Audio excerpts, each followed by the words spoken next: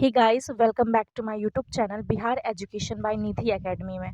तो आज की इस वीडियो में हम लोग देखेंगे कि जो सरकारी एवं गैर सरकारी प्रयास थे, क्या थे कि गरीबी के प्रति कि गरीबी को कैसे निवारण किया जाए। तो उसी के बारे में हम लोग सरकारी और गैर सरकारी प्रयास को देखेंगे। वीडियो शुरू करने से पहले अगर आपको वीडियो अच्छा लगता है तो इसको लाइक, शेयर एंड सब्सक्राइब ज़रूर कीजिएगा, ताकि हमें भी मोटिवेशन मिले और हम आपके लिए इससे और अच्छा कर सकें। ठीक है, चलिए स्टार्ट करते हैं। पहला हमारा देखिए क्या है, सरकारी प्रयास में है कि राष्ट्रीय काम के बदले जो है अनाज कार्यक्रम। देखिए, ऐसा था इसमें कि राष्ट्र के प्रति कोई काम करना है और फिर उसके बदले आपको अनाज दिया जाएगा। उसके बाद है राज्य रोजगार ग्रांटी कोष। ठीक है, उसके बाद है मध्याह्न भोजन योजना, मिड डे मील, जो कि स्कूलों में बच्चों को पहली कक्षा से लेके 5वीं कक्षा तक के जो बच्चे होते हैं उनको भोजन दिया जाता है दोपहर का। ठीक है, उसके बाद है न्यूनतम आवश्यकता कार्यक्रम। उसके बाद है सांकेतिक ग्रामीण विकास कार्यक्रम। इसके बारे में हम डिटेल में नीचे पढ़ेंगे। ये सारे टॉपिक जो हैं ये बहुत इम्पॉर्टेंट है, क्योंकि आगे चल के भी आपके लिए ये बहुत इम्पॉर्टेंट होने वाले हैं। आप किसी चीज़ का प्रिपरेशन करते हैं तब भी आपके लिए ये इम्पॉर्टेंट है। ठीक है, तो इसलिए आप इस पे थोड़ा फोकस करके पढ़ाई कीजिएगा। ठीक है, चलिए देखते हैं। उसके बाद है स्वर्ण जयंती ग्राम स्वरोजगार योजना। उसके बाद है जवाहर रोजगार योजना, प्रधानमंत्री योजना। उसके बाद है प्रधानमंत्री ग्रामोदय योजना। उसके बाद है स्वर्ण जयंती शहरी रोजगार योजना। उसके बाद देखिए गैर सरकारी में क्या है। गैर सरकारी में ये है कि स्वरोजगार होगा, सामूहिक खेती होगी, सामुदायिक विकास कार्यक्रम होगा और स्वयं सहायता समूह यानी सेल्फ हेल्प ग्रुप। ठीक है, चलिए आगे देखते हैं। आगे देखिए यहाँ क्या बोल रहा है हमारा कि प्रथम पंचवर्षीय योजना से लेकर 10वीं योजना में गरीबी दूर करने के संबंधी विभिन्न सरकारी एवं गैर सरकारी कार्यक्रमों को किया गया है प्रयास। ठीक है, उसके बाद देखिए भारत सरकार के द्वारा देश एवं स्थानीय स्तर पर अनेक ऐसे कार्यक्रम चलाए गए जो गरीबी दूर करने में काफ़ी मददगार साबित हुआ है। ये सारे जो कार्यक्रम हैं ये चलाया गया और इससे हमारे देश में गरीबी दूर करने के लिए बहुत बड़ा मददगार मिला था हम लोगों को। ठीक है, चलिए इसको डिटेल में पढ़ते हैं।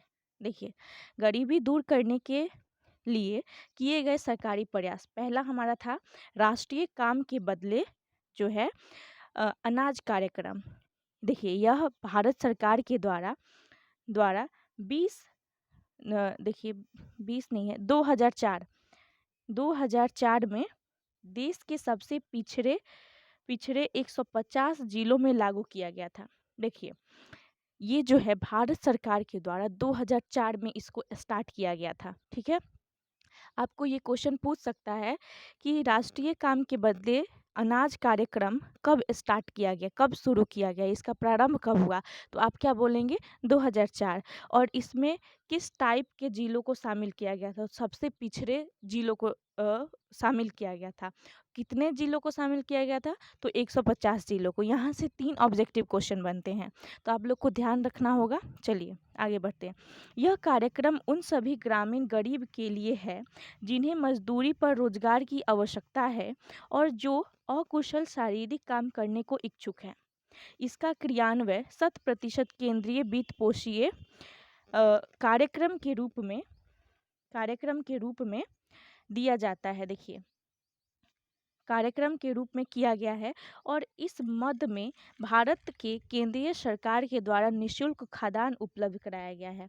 देखिए इस राष्ट्रीय योजना में ये भी है कि जो केंद्र सरकार है इसमें खाद्यान्न जो खाद्य होते हैं, खाना पीना, वो सारी चीज़ें उपलब्ध कराई गई है। ठीक है, चलिए नेक्स्ट सेकंड पढ़ते हैं। राज्य रोजगार गारंटी कोष। इसका है कि इस कार्यक्रम के अंतर्गत अगर आवेदक को 15 दिनों के अंदर रोजगार उपलब्ध नहीं हो कराया जाएगा तो वह बेरोजगार भत्ते का हकदार होगा। इस पूरे लाइन के कहने का अर्थ ये है कि अगर कोई आवेदक यानी कोई आवेदन देता है कि हमको रोजगार चाहिए, अगर उसको रोजगार नहीं मिलता है 15 दिनों के अंदर अंदर, तब उसको सरकार जो है भत्ता देगी। ठीक है, चलिए आगे बढ़ते हैं।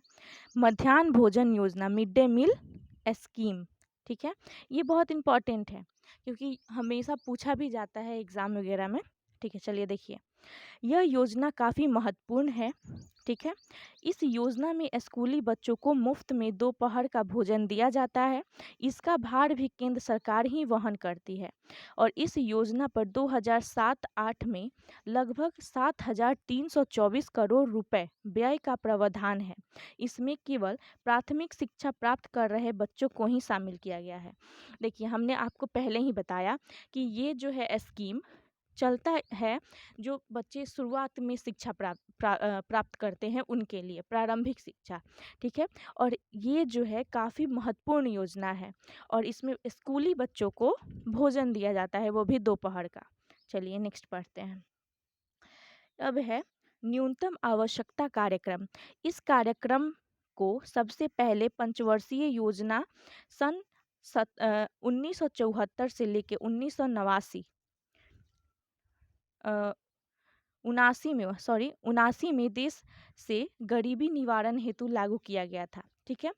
ये जो योजना हुआ था इसको गरीबी निवारण के लिए लागू किया गया था। उसके बाद देखिए, इस कार्यक्रम का मुख्य उद्देश्य था देश की गरीब जनता को कम से कम न्यूनतम जरूरतों जैसे पेयजल, शिक्षा, स्वास्थ्य सुविधा इत्यादि की पूर्ति कराना था। देखिए, ये स्कीम के कहने का अर्थ ये था कि जो गरीब जनता है उनके लिए जो उनकी ज़रूरत की चीज़ें हैं वो सारी चीज़ों को उपलब्ध कराना, जैसे कि पीने के लिए शुद्ध जल हो, पेयजल मतलब शुद्ध जल, उन्हें शिक्षा प्राप्त हो ताकि वो शिक्षा प्राप्त करके बहुत आगे बढ़ें और स्वास्थ्य की भी सुविधा उपलब्ध कराई जाए, इसीलिए ये स्कीम लागू किया गया था। उसके बाद देखिए, सांकेतिक ग्रामीण विकास कार्यक्रम, integrated rural development programming, IRDP, ठीक है। देखिए, इसके कहने का अर्थ क्या है कि गरीबी निवारण के लिए समवर्ती ग्रामीण विकास कार्यक्रम 1980 से देश के सभी प्रखंडों में लागू किया गया था। ये स्कीम जो है इसको प्रखंड में लागू किया गया था और यह एक स्वरोजगार योजना है। मतलब कहने का मतलब है ये खुद किया गया, स्व मतलब स्वयं से, ठीक है। जिसमें गांव गरीबों को उत्पादक परिसंपत्ति को देकर आय बढ़ाने की वृद्धि में की गई थी।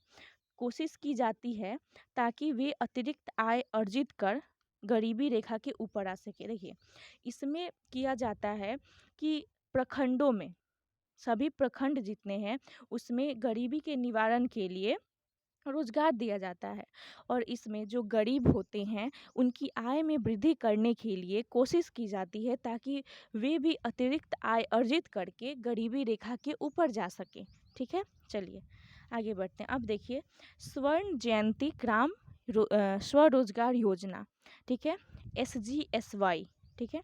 देखिए, अप्रैल 1999 में IRDP का नाम स्वर्ण जयंती ग्राम रोजगार योजना कर दिया गया।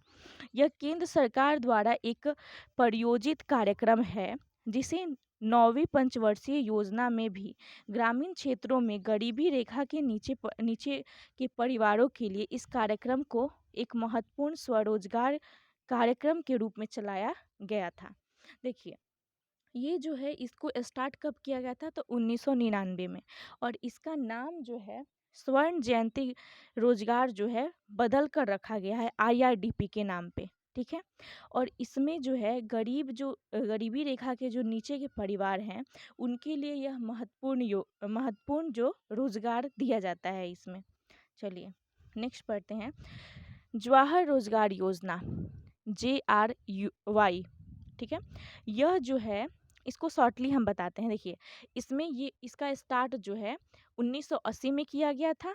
कब किया गया था तो 1980 में स्टार्ट किया गया था और इसको स्टार्ट करने का यही उद्देश्य था कि जो मज़दूर होते हैं उनको 100 दिनों के लिए मतलब काम पे रखा जाएगा और वे 100 दिनों के लिए काम करेंगे तो साल में, ठीक है, साल में 100 दिनों के लिए काम किया जाएगा तो उनको मतलब काम करने के लिए मौका मिलेगा, इसीलिए इस स्कीम को शुरू किया गया था। चलिए अब पढ़ते हैं प्रधानमंत्री रोजगार योजना, प्राइम मिनिस्टर रोजगार योजना। इसका स्टार्ट कब हुआ था तो 1993 में और 1994 में। और यह योजना जो है शहरी क्षेत्रों में बेकार जो शिक्षित युवक थे उनको स्वरोजगार मुहैया कराने के लिए यह स्टार्ट किया गया था, ठीक है। और इसका विस्तार जो है होते होते देखिए कहाँ तक पहुँच गया है।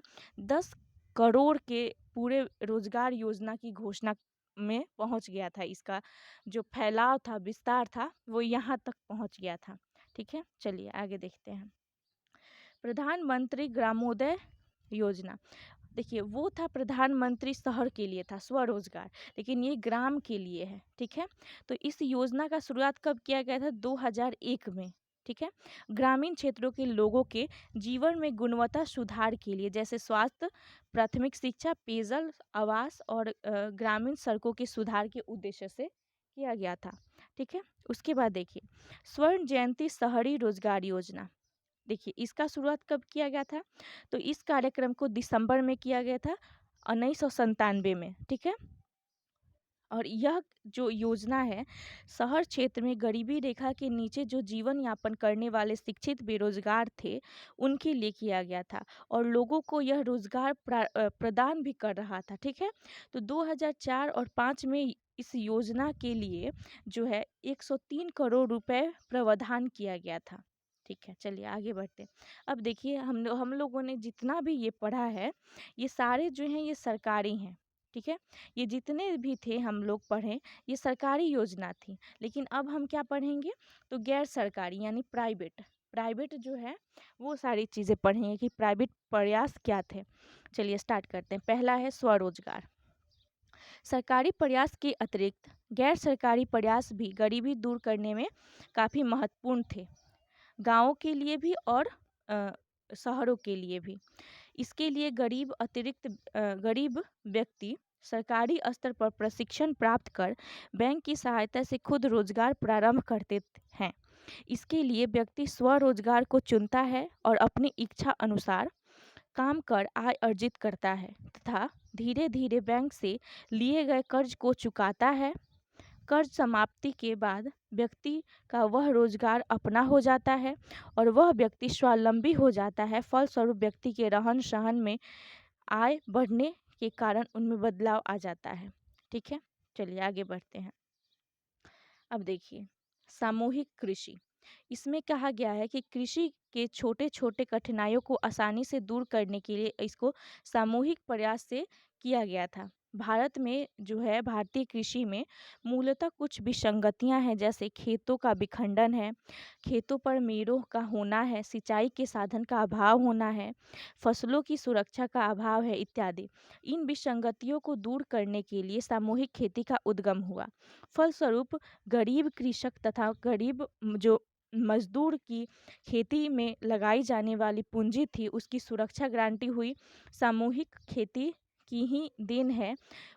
यहाँ यहाँ पर जो व्यक्ति है सब लोग मिलजुल के करने लगे थे। देखिए यहाँ पर स्वतंत्र रूप से कार्य होने लगा और लोग एक दूसरे के दुख और हानि में आपस में बांटने लगे, जिसके कारण किसी खास पर हानि का बोझ नहीं पड़ता था और गरीब से गरीब भी इस प्रयास से जीवन शैली में बदलाव कर रहा था। देखिए इस पूरे का कहने का अर्थ है कि सामूहिक खेती इसलिए स्टार्ट हुई क्योंकि जो गरीब थे वो अच्छे लोगों के साथ या फिर थोड़े बहुत हानि लाभ जिसको हो रहा है उसके साथ मिलजुल के अपना दुख बांट लिया करते थे।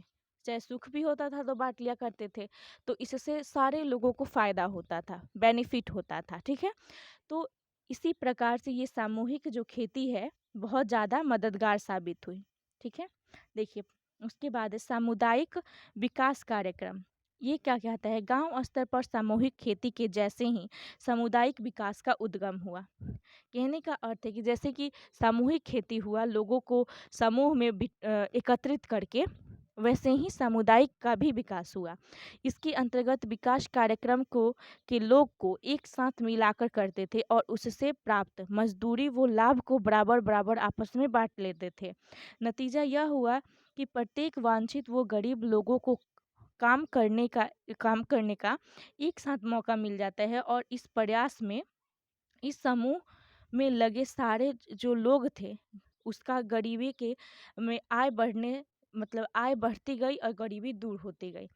इससे ये होता है, सामूहिक जो कृषि है वो बहुत इम्पॉर्टेंट है। समूह में रहने से बहुत ज़्यादा बेनिफिट होता है, हमको सामाजिक बनना चाहिए, तभी जाके हमारा भी और समाज का भी कल्याण होगा।